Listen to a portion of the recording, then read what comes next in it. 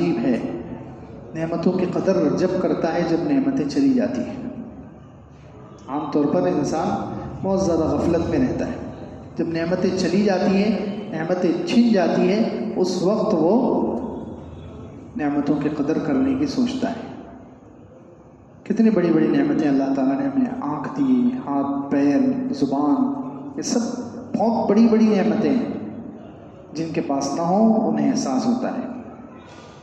حضرت مولانا پیر ذوالفقار صاحب دامت برکاتہم نے لکھا کہ ایک مرتبہ مجھے حرم شریف میں ایک شخص نظر آیا جس کے دونوں ہاتھ نہیں تھے، وہ نماز پڑھ رہا تھا، جس کے دونوں ہاتھ بازوؤں سے کٹے ہوئے تھے۔ تو کہتے ہیں مجھے اس کو دیکھ کر بہت عبرت حاصل ہوئی کہ یا اللہ، اس کو جب کھانے کی ضرورت پڑتی ہوگی تو یہ کیسے کھاتا ہوگا؟ چلو کھانا تو بیوی کھلا دے گی، بچے کھلا دیں گے، ماں کھلا دے گی، لیکن اس کو کپڑے بدلنے کی ضرورت ہوگی تو کیسے کپڑے بدلے گا؟ ہاتھ ہی نہیں ہے جس کو دونوں۔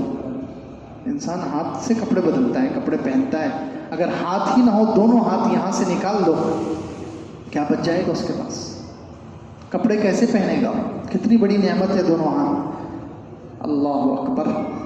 استنجا کیسے جائے گا؟ استنجا جس کو ہاتھ ہی نہ ہو دونوں، تو وہ استنجا کیسے کرے گا؟ استنجا کیسے لے گا؟ سوچ، کتنی بڑی نعمت ہے اللہ رب العزت کی دونوں ہاتھ۔ کتنی نعمتیں ہیں۔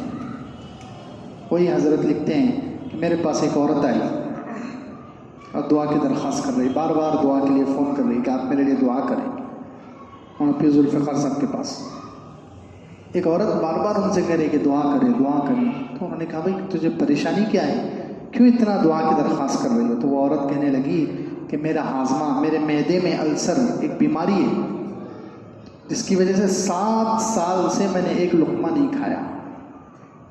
7 سال سے میں پکا کر دیتی ہوں، شوہر کو پکا کر دیتی ہوں، بچوں کو اچھی سے اچھی ڈش بنا کر دیتی ہوں، مہمان آتے ہیں انہیں ایک سے ایک ڈش بنا کر کھلاتی ہوں، لیکن خود ایک لقمہ نہیں کھا سکتی کیونکہ میرے پیٹ میں، معدے میں وہ بیماری ہے، جس کی وجہ سے بس کچھ لکوڈ، ایک پانی کی طرح کوئی چیز مجھے پینی پڑتی ہے، لقمہ نہیں چبا سکتی۔